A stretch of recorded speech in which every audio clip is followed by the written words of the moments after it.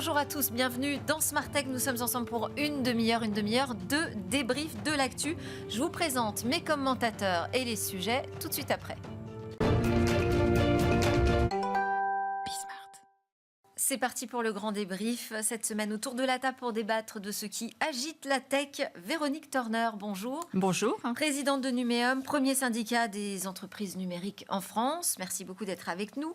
Philippe Legrand, président d'Infranum, encore notre organisation incontournable, Fédération française professionnelle du secteur des infras, des télécoms. Et puis un avocat, Adrien Badevant, qui est spécialisé en droit des nouvelles technologies au cabinet Entropie et qui a travaillé notamment sur un rapport de mission dont on avait parlé ensemble sur les métavers.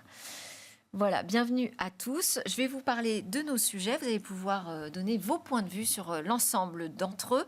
Clara Chapaz, d'abord, notre nouvelle ministre. Et bien voilà...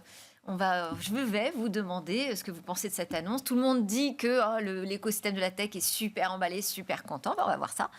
On va aussi parler des dessous tech de l'attaque massive de Beeper. On sera connecté pour ça avec le hacker expert en cybersécurité Baptiste Robert. Et puis, autre sujet qui nous agite, c'est la fermeture du QIF. Parce que oui, ça y est, là, on est vraiment dedans avec les problèmes très concrets qui commencent à se présenter. Donc, voilà pour nos sujets. Alors, on commence donc avec Madame Clara Chapaz, nommée secrétaire d'État à l'intelligence artificielle et au numérique dans ce tout jeune gouvernement Barnier. Alors, je voulais déjà savoir comme ça, quand vous avez appris la nouvelle, d'abord, est-ce que vous étiez dans les confidences, surpris ou non? Et puis, comment vous l'avez accueillie, cette nomination, Véronique? Alors, nous, on est très contents parce que Clara, on la connaît bien. On travaille avec elle quand elle avait précédemment, elle était à la mission French Tech. Elle a fait un bon boulot. Notamment, on a travaillé ensemble sur Je choisis la French Tech, qui a été un gros programme qui a été porté depuis un an. On s'est beaucoup mobilisé à ses côtés. Et puis, on a une commission start-up qui est importante chez Numéum et donc qui est très corrélée et très connectée. Clara, elle porte des valeurs qui me sont chères. On est alignées toutes les deux sur les sujets de numérique responsable, la féminisation du secteur. Donc, c'est des sujets qui sont importants et je suis sûre, en fait, qu'on fera du bon boulot ensemble. Oui, donc ex-directrice de la mission French Tech.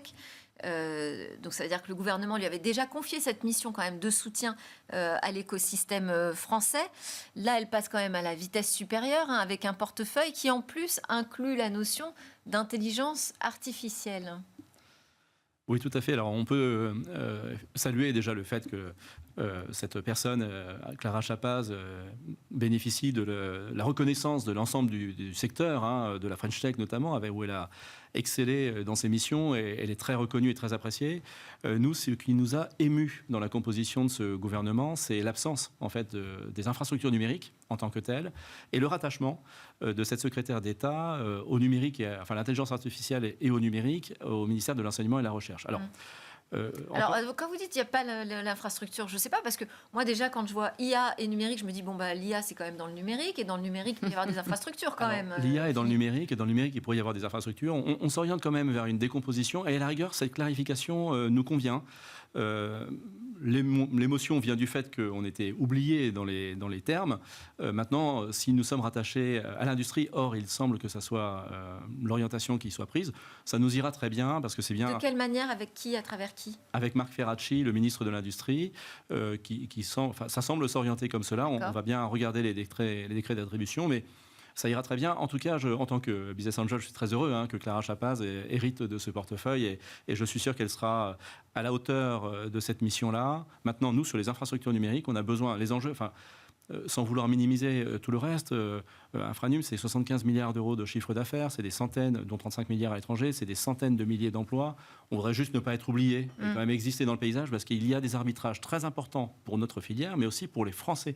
Car ce que nous faisons aujourd'hui a un impact concret sur les Français, sur les entreprises, sur le développement économique, sur les solidarités. Donc, il faut absolument qu'on soit pris en compte. Alors maintenant, tous mes voeux de bonheur et de réussite à Clara Chapaz, et je suis très heureux de cette nomination. On parle de ministre compétent plutôt que de ministre politique. Ça ne veut pas dire que les politiques sont incompétents, mais c'est une connaisseuse des sujets et on a besoin de ça, donc c'est très bien. Oui, c'est vrai que là, on revient à un profil vraiment issu du secteur. Adrien. C'est une nomination qui est très bien accueillie, on l'entend. Il y a aussi un lien avec la recherche Et avec l'enseignement, on essaie de faire le lien avec la deep tech parce qu'on sait qu'en France, on a besoin aussi de faire cette connexion. Il y a de plus en plus de belles scale-up qui sont fondées par des chercheurs. Donc ça, on peut s'en féliciter. Ensuite, la vraie question opérationnelle, ça va être le lien avec la Direction générale des entreprises, la DGE. Comme on le sait, la DGE, elle est à Bercy. Oui. Elle a un rôle clé, en fait, central qu'il faut supporter, que ce soit dans la négociation du règlement sur l'intelligence artificielle, que ce soit dans le plan de financement de France 2030. Et donc aujourd'hui, si le secrétariat d'État au numérique, enfin à l'intelligence artificielle désormais et numérique, ne peut pas bénéficier du support de la DGE, on risque d'avoir des décalages. Donc ça, c'est un point qu'il faut suivre de près. Et puis, sur l'aspect plus intelligence artificielle, c'est sûr que c'est un sujet qui est très important. En France, on a le sommet pour l'action sur l'IA qui arrive en février. Ce sommet, par contre, il est piloté par l'Élysée, donc pas par le secrétariat d'État au numérique. Et il y a un autre aspect, c'est le sujet de l'IA, il est au niveau européen surtout. Donc au niveau européen, par exemple, le comité de l'IA qui a été créé par le règlement européen sur l'IA, il y a des représentants de chaque État membre qui y siègent. C'est le président, le directeur de la DGE qui y siège. Et il a besoin de beaucoup de support là-dessus. C'est un rôle très, très important, central. Encore une fois, s'il n'y a pas une connexité et un lien très fort entre le secrétariat d'État et la DGE, on risque de ne pas avoir le même impact. Donc, il faut bien suivre les décrets d'attribution. Ce sommet sur l'intelligence artificielle, là, ça va quand même être l'occasion pour Clara Chapas d'affirmer sa position sur ces sujets. Alors, c'est clair. Moi, je vais juste revenir parce que c'est un point qui est important. C'est vrai que dans l'annonce, on est très content que ce soit Clara. Après, c'est vrai qu'il y a quand même un peu d'inquiétude sur le rattachement. Non pas parce que ce n'est pas important d'être attaché, en fait, au sujet des compétences et de l'enseignement de la recherche. Hein. Ça a été clairement là exprimé. La recherche, oui, Adrien a dit, ouais, la deep tech. L'enseignement, c'est toute la formation. Toute la formation des compétences. Et on ouais. sait en fait qu'aujourd'hui, c'est un plafond de verre qui a craqué. On manque de compétences. Et donc, ça, c'est des signaux qui sont positifs.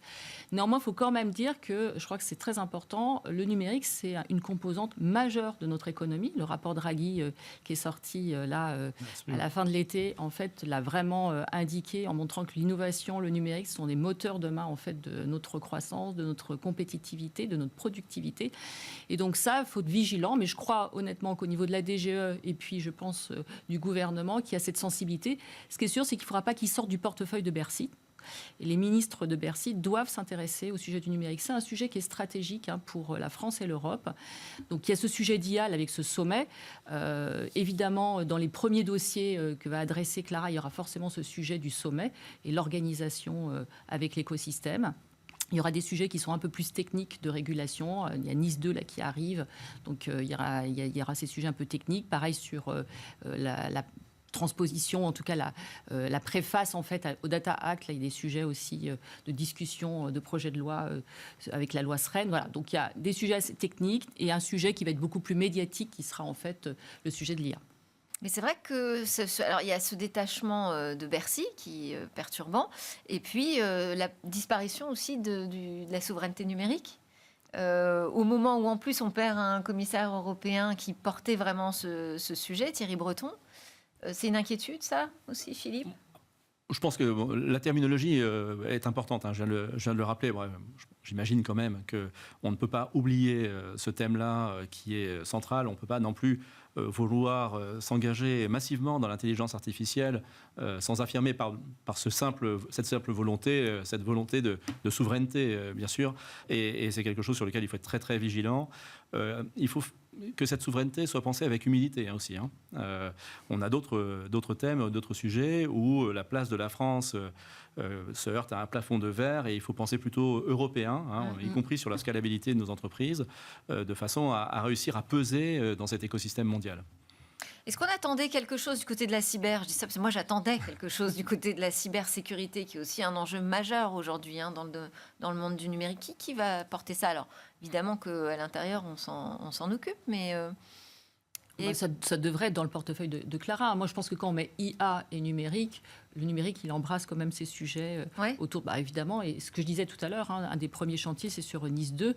Donc, ils sont des sujets techniques, mais elle va devoir, en fait, je dirais, s'intéresser à cette transposition, au déploiement, en fait, auprès de nos entreprises de cette réglementation. Oui, parce que ça, c'est quand même le gros sujet à venir, Nice 2. Ouais. Tout à fait. Donc, il y a plusieurs sujets, mais c'est vrai que je pense qu'il y a un effet un peu marketing d'avoir sorti l'IA.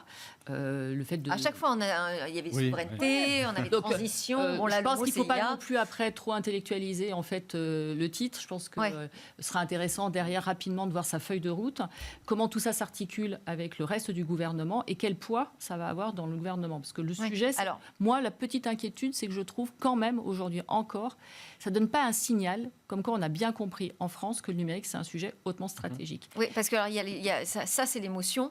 Il y a eu la satisfaction, puis l'émotion, déception, j'ai envie de dire, avec l'arrivée du nom de Clara Chapaz à la toute fin de la liste protocolaire. Oui, je rappelle que Jean-Noël Barrot était ministre délégué. Après, on est passé à secrétaire d'État, et maintenant secrétaire d'État rattaché à la recherche et au 40e rang, mais enfin au dernier rang.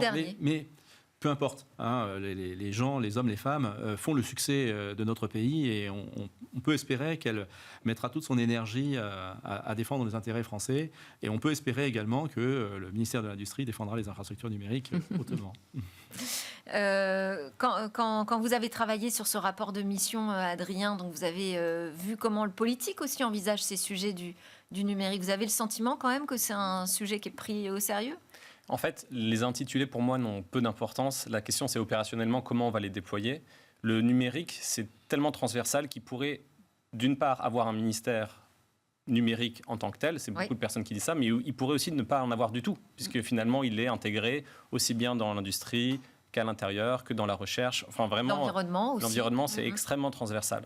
Donc, l'égalité homme-femme, enfin bon, oui, on peut tout. Lorsqu'on avait été missionné sur, par exemple, commissionné sur le rapport sur les technologies immersives et ce qu'on appelle de manière marketing les métavers, c'était à la fois, c'était 3 ministres. Il y avait la culture, il y avait Bercy et il y avait le numérique. Oui. Et c'est intéressant parce qu'en fait, on a des enjeux. En France, par exemple, on est à la fois le pays de l'exception culturelle, on a aussi Station F. Il faut savoir comment concilier différents écosystèmes. Donc, il y a des discussions qui sont nécessairement transministérielles. Mais il y a un moment, la question, c'est, comme Véronique le rappelait, comment voir le numérique comme un sujet de société. Ce n'est pas seulement une matière technique. Ce sont des questions démocratiques.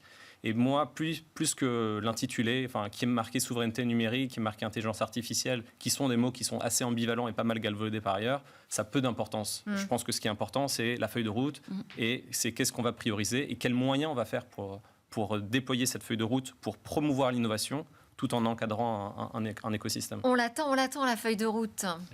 Alors, en attendant, on va passer à un autre sujet.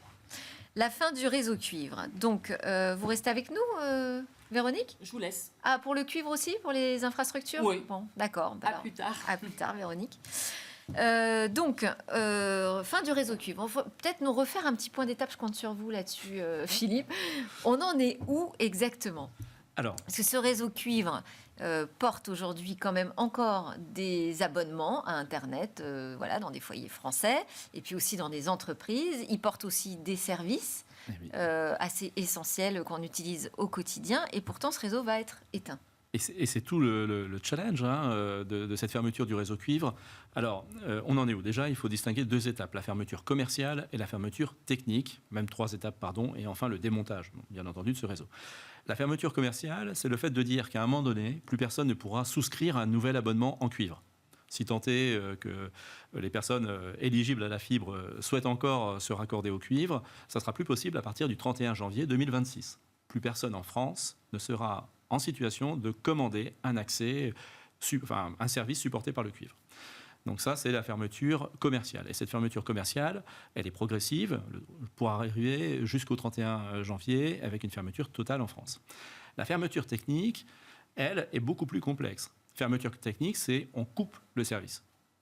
On vous dit, ça y est, c'est terminé. Alors évidemment, il y a quelque chose de très responsable qui est organisé pour que les services puissent migrer sur les autres supports technologiques, dont principalement, bien entendu, la fibre, qui, je le rappelle, aujourd'hui est déployée à plus de 80% en France.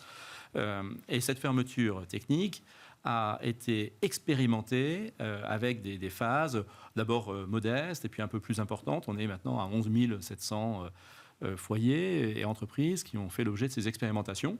Ça a plutôt très bien marché. Il y a eu des cas isolés à traiter, mais tous les cas ont été traités et ces expérimentations ont été satisfaisantes. Et maintenant, on rentre dans les lots. Donc là, on a un lot de 210 000 prises qui vont être, dont la fermeture technique a été annoncée. Donc on annonce la fermeture technique, on laisse tout un délai où là, tous les opérateurs contactent leurs clients, leur expliquent, proposent des solutions alternatives et après, on ferme. Et là, le premier lot est entamé. Et ensuite, on accélérera. Il y aura au total 7 lots pour arriver à partir de 2025 à une fermeture de 10 millions de foyers par an. C'est là où ça va 10 devenir millions par corsé. an. Ouais. Et là, ça va devenir très compliqué. Alors, voilà où on en est pour le point d'étape et répondre à cette question-là. D'accord. Sur ce sujet de la connectivité en France, on a toujours dit qu'on était plutôt bien lotis, très avancés. De quoi porter peut-être demain ces technologies immersives. Est-ce que vous avez des inquiétudes, vous, Adrien, là-dessus, quand on vous dit on va éteindre le cuivre parce qu'on sait très bien que la fibre optique ne pourra pas arriver dans tous les foyers, 100% des foyers français, même si c'est l'objectif. Alors c'est un sujet très technique et assez intéressant quand on va de manière granulaire, comme le fait Philippe dans les détails. Et si on regarde d'un point de vue un peu macro, pour moi, ça pose 2 aspects. Le premier, c'est le raccordement de tous les Français en bas de la pyramide des besoins de Maslow, juste la facilité essentielle d'avoir accès à une connectivité Internet, qui est peut-être le premier des besoins après la nourriture aujourd'hui au XXIe siècle d'une certaine manière. Et on débat beaucoup lorsqu'on parle de politique publique numérique, de sujets très techniques sur la responsabilité des plateformes, comment faire pour faire de la modération en ligne, l'intelligence artificielle. Mais avant tous ces sujets-là, il y a l'accès au réseau. Et donc, si je suis le raisonnement qui vient d'être présenté, au bout d'un moment, il y a peut-être certains des Français, ça sera la fameuse diagonale du vide, qui n'auront plus accès. Ou qui ne pourront pas forcément avoir accès à la fibre demain. Ouais. Donc, cette question, elle est importante. C'est-à-dire que je me souviens d'une passionnante chercheuse sociologue quand on était au Conseil national du numérique qui nous parlait toujours de ces questions d'accès dans les territoires au réseau, qui est peut-être la première des questions avant même de penser à toutes les autres. Donc ça, c'est le premier aspect. C'est ne pas oublier une partie de la population sur la route, puisque sinon on va creuser ce déficit. Là, ça veut dire, c'est un engagement de toute façon du gouvernement, mais ça veut dire de très très gros investissements. Ouais. Ouais. C'est tout l'ADN, mais merci effectivement, je souscris à 100%. C'est la diagonale du pire qui nous attend si on ne fait pas attention. Et malheureusement, tous les signaux ne sont pas positifs. Alors, si la procédure technique, la fermeture du cuivre est en cours et se passe bien, il y a quand même des enjeux sous-tendus sur les risques de perturbation du marché entreprise notamment et la continuité des services qui sont parfois marginaux mais très utiles, de vidéoprotection, d'ascenseurs, de photocopieurs, enfin toutes les choses accessoires mais qui quand même doivent être appréhendées. Et c'est la raison pour laquelle la Fédération Infranum, à l'initiative d'Orange Concession, entend réaliser une communication de filière pour bien informer tous les Français, effectivement, qui vont avoir peur de cela, parce qu'on a rappelé cette pyramide de Maslow. Et oui, je suis d'accord pour dire que le numérique, l'accès aux infrastructures devient une facilité essentielle à la vie et à la survie de nos concitoyens qui peuvent être dans des situations médicales, d'assistance médicale ou autre. Attention, les signaux sur la couverture totale de notre pays à la fibre sont très mauvais aujourd'hui. On a eu des coups de rabot budgétaires, on a des difficultés à réussir à atteindre ce 100%, et il va falloir prendre des mesures. On a besoin d'un gouvernement davantage acteur, pour réussir ce pari du 100% fibre. Hier soir, on était ensemble avec le Cercle Credo qui a publié tout un guide très pédagogique sur ces sujets-là, justement en pointant les difficultés jusqu'au pied de l'immeuble, les questions de système de chaufferie et tout ça. Donc il y a beaucoup de choses à Très belle lecture de chevet. Oui. Vous vouliez signaler un deuxième point par cette diagonale du vide. Si on tire un peu ce fil de cuivre ou de fibre, à la fin, on est sur la question aussi des réseaux numériques, qui est au niveau européen peut-être l'un des prochains grands textes qui sera débattu l'année prochaine en 2025. Et qui pose finalement la question de comment on va financer ces infrastructures. Ça relève des points essentiels en matière d'un marché qui est considéré par certains comme trop fragmenté et qui devrait peut-être être davantage concentré pour faire apparaître des acteurs européens qui seront capables de rivaliser avec d'autres opérateurs. Et puis, la disparition de la fibre, finalement, c'est un peu une illustration, c'est un peu la métaphore aussi de la dématérialisation des couches basses. Et peut-être de la convergence de certains services. Et là encore, ça pose la question de savoir qui va contribuer au financement des infrastructures. On connaît l'éternel débat sur la neutralité du net, ce qu'on appelle au niveau européen le fair share, pour savoir si les personnes qui sont davantage en train de faire passer de la donnée sur les infrastructures devraient ou non contribuer au financement au niveau des opérateurs, savoir s'ils devraient avoir le même régime de traitement. Et je pense que vous l'avez rappelé à juste titre, il y a des questions aussi d'ordre environnemental, c'est-à-dire comment aussi contribuer à la réduction d'une empreinte qui peut être écologique. Et on sait que quand on stream, eh bien, il y a des conséquences à cela. Donc, véritablement, le règlement sur les réseaux numériques va faire apparaître aussi tout ce qui est en aval lorsqu'on tire ce fil, tout ce qui arrive en aval sur les débats de concentration, d'apparition d'acteurs européens et de contribution au financement des infrastructures. On a effectivement un texte qu'on attend au niveau européen, parce que pour l'instant, ce n'est qu'un livre blanc.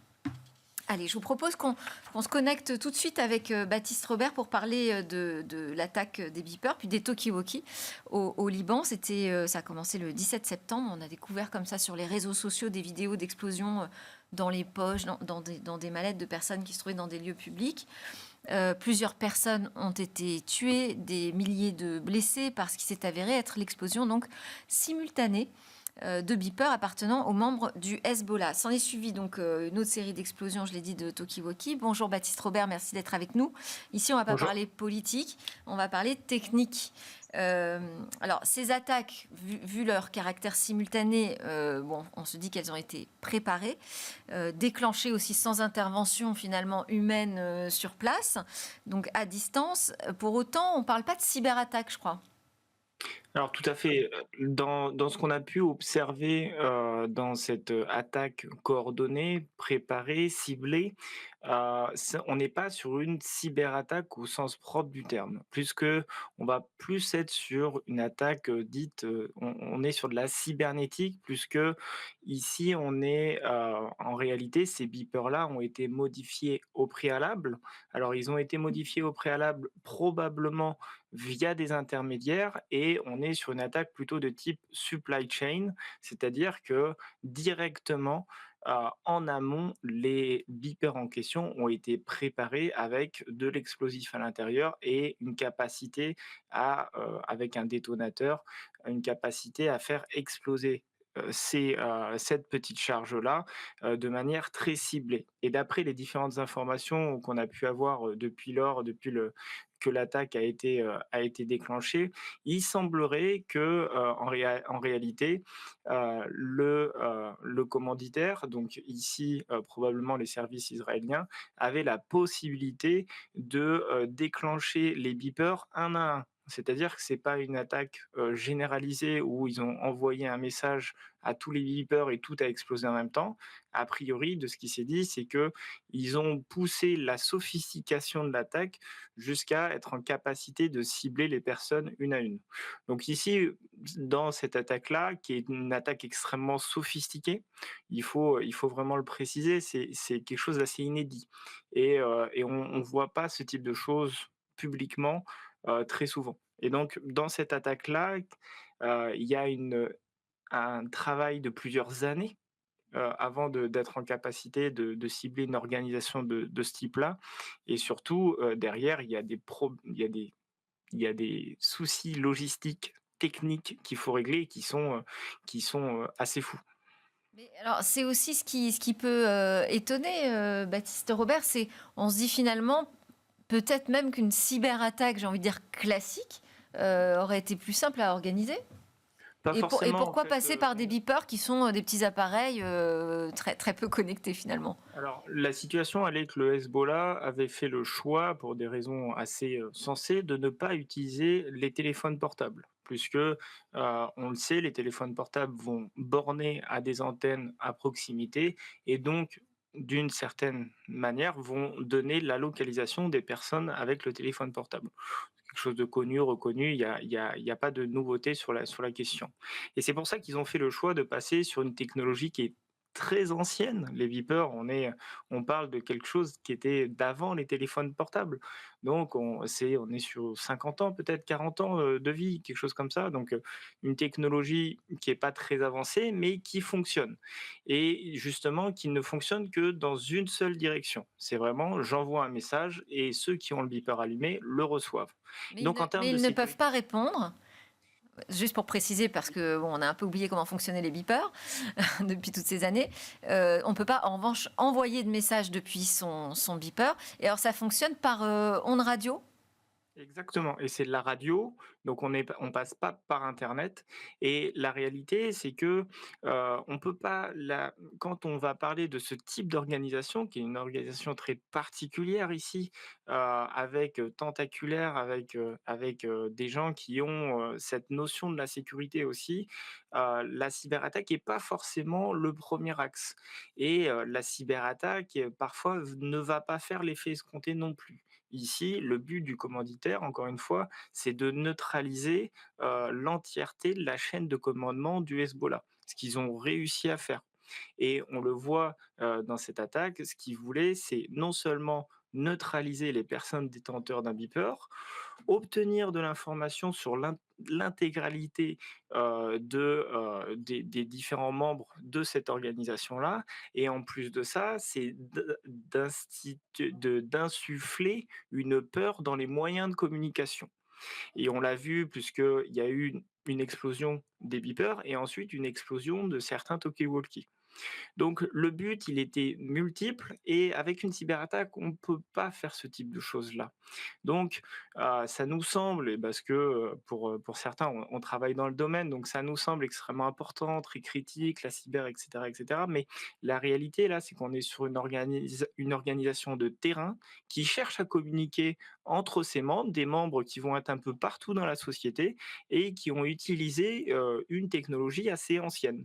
Et là, dans ce contexte-là, si on cherche à neutraliser son ennemi, là, ici, dans le cas présent, le Hezbollah, la cyberattaque est clairement pas la bonne manière de faire. La Ce qui est cyberattaque est intéressant, ce qui est intéressant aussi, Baptiste et mes autres invités, c'est que finalement, on fantasme beaucoup la cyberguerre absolue, mais ces outils, en fait, sont très peu utilisés par les organisations paramilitaires parce qu'ils savent que justement, il faut s'en méfier. Et finalement, on revient à la low-tech du côté de l'utilisation et du côté de l'attaque. Oui, c'est totalement exact. Nous sommes quand même dans un cas de guerre électronique. Peut-être pas cyber au sens digital du terme, mais quand même une guerre électronique que l'on a vu là, que l'on voit aussi en Ukraine, où le brouillage des ondes est un enjeu sur le terrain, hein, qui conditionne un succès militaire immédiat, les attaques sur les radars, et sans parler des cyberattaques qu'on ne voit pas, mais qui sont monnaie courante entre les belligérants maintenant. Donc la guerre est totale, et elle est aussi sur ce volet électronique et cyber. Et je pense que la France a compris ça, bien entendu, et on se prépare.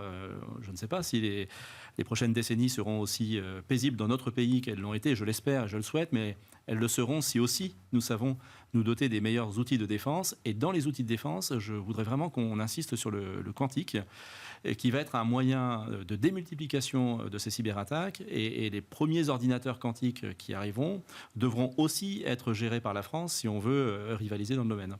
Merci beaucoup. Merci Baptiste Robert de nous avoir permis de mieux comprendre comment cela avait pu être orchestré. D'ailleurs, on peut vous suivre sur Twitter à chaque fois. Vous apportez des informations éclairantes. Et puis merci à mes invités en plateau, Adrien Badevant et Philippe Legrand, d'avoir joué le jeu de ce grand débrief de l'actu. Merci Delphine.